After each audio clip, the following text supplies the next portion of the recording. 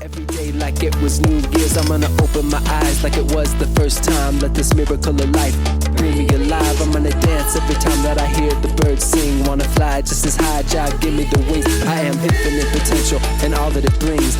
Love of the universe, luminous beings. We are love of the universe, luminous beings. We are the love of the universe, luminous beings. Welcome to the show, Sarah. Thank you for having me. It's good to be on it. Yeah, definitely. So we're here to talk about universal basic income. First, I wanted to talk about what the Global Unification International group was about because I was invited to join it, and I checked out the website and it said something about a sustainable policy think tank, but I was curious if you could share with myself and the audience, what is the Global Unification International? Yeah, so Global Unification International is basically is a think tank. They hire and work with academics really all over the world, and we basically contribute our research skills to focus on ideas or topics that they want us to research on, and typically they revolve around bringing equality and sustainable wealth to countries worldwide. Mm-hmm. That sounds beautiful and something that we're definitely interested in. One of our core principles is equality, so I think it's really great. How did you become involved with this group? Yeah, so I do a lot of networking online, and I had this friend that I found, and he suggested, given my background and work and research history, that I apply to work with them. And so I read their policies and their description, and I thought this would be a really good fit. So I applied, and they thought that I would be a good fit too. So there I was. Mm-hmm. How's your experience been so far? It's been very welcoming and kind. They are very willing to work with you and give you help. They're very nice people, and they do fit their policies, promoting equality and sustainability, and they really show that through their researchers. Mm-hmm. Yeah, and is that something that's important to you, the equality? Is that maybe one of your missions in life? I would say so. Equality and just overall extending your skills and your whatever capabilities you have to help lift others up as well. Mm-hmm. And so the article that I was working on, and also any research topics that I do, really just kind of contribute to raising awareness and raising consciousness about things that would help expand who you are as an individual and how you can participate more in the world. And is writing something that you went to school for? How did you become passionate about doing research and writing articles? So I have always been a thinker and a researcher. Those have always been my skills, and throughout my undergraduate career and degree and my scholarly interests, I have done numerous research projects, and the more I become skilled and refined in those areas, from like scientific research to humanities research to financial research, it's just become something ingrained in me, and I find that researching and analytical work is just kind of a knack that I have. And I really enjoy using those skills to benefit causes that I care about, because I think that a lot of research is kind of put into the wrong or impractical solutions these days. And if you have different ideas, I think that you should contribute those skills to those different ideas. Mm-hmm. I definitely agree. And I definitely appreciate you coming on the show and giving us an introduction to the topic that we'll be discussing, which is the universal basic income. So I would like to ask you now, what is your understanding of this movement? So universal basic income, people call it UBI. The UBI movement is really just about giving people an equal chance to achieve wealth. The UBI movement is about giving people basically money that they don't have to work for, but the intention of it is to cover their basic needs. So like food, clothing, and shelter, and it could cover your, let's say, disabilities bills if you have that, or it would cover things that normally welfare would cover, or it would cover money and expenses to help you fund new projects. They bring you more wealth. Mm-hmm. Is this something that would be there for everybody, regardless of what you make, or how does that work? Yeah, so that's the universal part of the universal basic income. So the universal part really just says that no matter who you are, whether you've inherited millions of dollars from your parents, or whether you come from a very poor family with no financial or no education background to help you climb up the ranks, you get the same amount of money. And typically that's around $1,000 or $2,000 in the experiments that they've done, the theoretical stuff that they've discussed, no matter who you are. So I'm sure that this idea is maybe easier for some people to accept, but some people may have some issues with it. What are some of the negative responses that maybe you've heard about or read about from people who say that this can't happen for this reason? Yeah, well, universal basic income is actually a very widely shared interest among economists that actually differ in their economic principles. So people like Milton Friedman, the very free market proponent, the supporter of the free market, and versus conservative economists have really found this agreement among universal basic income. The problem from their opponents is that they don't want it to happen because, one, it's impractical to them. So the main discussion between economists has been like, how do you implement this? But really, the main discussion against it, to even bring it up, is that it would create like a laziness in citizens, and people wouldn't work anymore, and they wouldn't contribute to the economy anymore. Mm-hmm. Yeah, I think that's something that came up in my mind, and something that I could definitely see a lot of people talking about. So what do you think? Do you think that people would be lazy if they were given money for not doing anything? Well, I don't think so, but I wrote the article about it. So I kind of did the research, and actually there's a fair amount of research that they've done in several countries like Kenya. Canada was one, and a few other countries in Africa, where they actually gave people money, like basically universal basic income. And what they found was that people weren't lazy. They actually were very more productive because they had wealth.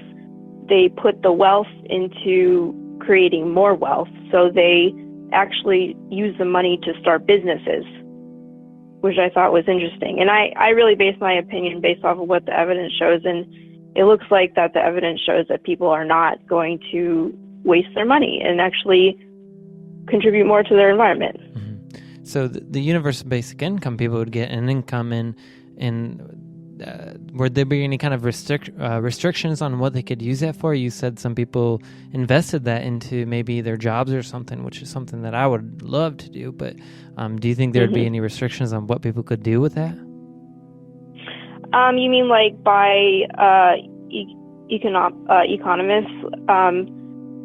Is that what you're saying? Like if say I got universal basic income and I got a certain amount of money, would I be told that I can't use that certain amount of money to get something specific at a grocery store or a convenience store or a drugstore or anything like that? Actually, the point about universal basic income is that it's your money and you really are in charge of it. So the point, so the researchers like me have been, some of us actually anyways, really see universal basic income to replace government welfare programs. So instead of like the government being liable for giving you like 80 programs that you'd be dependent on, you instead would have this universal basic income that you could really just put into whatever you want. And the goal would be not to restrict a citizen on what they could do with it. Has there been any research on people misusing the money, or because I'm wondering if somebody is given that money and they're kind of told that it's their responsibility to do with that now, what if somebody of blew it all away or something like that? Yeah, throw it all away or maybe do illegal things with it. Yeah. I mean, that is really up to the person. I don't know of this exact studies yet, or if they've done that. I'd have to look more into that aspect of it. But the point is that if you, because the universal basic income, another part of it is that it gives you more autonomy as a citizen. So when you subscribe for welfare programs, you really have to abide by the rules of the qualifications to even qualify for, say, disabilities or something. You cannot make a certain income, and if you make more income over that, the money is taken away. So the universal basic income movement kind of supplies the autonomy factor in the person. And if this person wants to spend it all away on something illegal or just give it all away, that's really up to them. And but that's there because the autonomy will help prevent liability from the government and help really just support people as independent beings and independent thinkers. Yeah, I think that personally, I feel like if we all had a universal basic income, that we would be able to invest it more, kind of how you mentioned earlier, people who invested it into, gaining more wealth or into one of their passions. I think it would create a lot more artists and it would create a lot more musicians because they wouldn't have to spend all their time trying to make money to do that. Exactly. And some people don't want to be wealthy. They really do want to be artists and creators. And there actually are sites like that now. Have you heard of Patreon? Yes, I have, and we're actually on Patreon. Yeah, okay, so great. Yeah, of course, you guys are on Patreon, and so that, in a way, is a form of universal basic income, and that's what somebody I found on the article did. He basically supplies his own income by the donations he's gotten from the creations of the private market. So that's kind of what I wrote about too. So do you think that Patreon may be a sort of like a stepping stone for an idea like universal basic income to be implemented? Yeah, I think so. I think that, the goal of my research was to see how the private market would really supplement or support a universal basic income, to slowly move off of the government responsibility and liability on federal funding. Because I think that private creations, they're supplying you income, but you're supplying something back to the people and the economy through your gifts because you are able to support yourself with the projects. So do you believe that the whole world would benefit greatly from something like this? I think so, definitely. Because right now, we're arguing about minimum wage and people are just scrambling to even get themselves food and water. There's a lot of people on the streets because they have literally $0. So if you gave people just a basic income, some of these problems would just disappear from the conversation. Yeah. Have you ever heard of the term resource-based economy? I have heard that, but can you remind me? Yeah, it's a term that was coined by philosopher Jack Fresco, in which all the goods, services, all that stuff it's available without the use of money. Yeah, that'd be interesting. That is something interesting to contemplate, and I would pitch that to the Global Unification International. But that's interesting, and that kind of I think it's interesting because it would inherently actually take away from, I think, free market principles. So I'm not sure how it would clash or relate to an economy that really is dependent on the customer's needs of getting resources. Mm-hmm. Yeah, I understand. Does that make sense? Yeah, definitely. And yeah, but it is really, I'd be interested in it to learn more about it. Yeah, it's definitely something to look into. And anybody who's listening now, just kind of throwing that out there to get people interested in the topic. It's something to look at. Oh, yeah, definitely. I think that just the more people are interested in ideas and discussing different ways of how to run society and take care of ourselves, it could help. Mm-hmm, for sure. So do you know of any private investors or anybody that is already looking into supporting the universal basic income? Private investors, I don't know about investors per se, because they already have money, so they wouldn't really be inherently interested for UBI for themselves. But that doesn't mean they don't exist. With my research, I was focused on really scientists and researchers who were interested in it for the sake and well-being of people who don't have it. And those are just scientists and researchers. Mm-hmm. So I guess, is there a difference between like a private investor and then a private market? I'm not too familiar with those. So investors are really people who would just contribute money to businesses. And a private market is really just the whole system of business enterprise creation. So private investors, or like just an investor in general, is part of the private market, but they're not the private market. Okay. Gaining a little bit more information about how society works. Yeah. Awesome. So a lot of programs that just give money freely are federal and government programs. And that's why we want universal basic income. Well, I mean, economists debate it coming from the federal government, but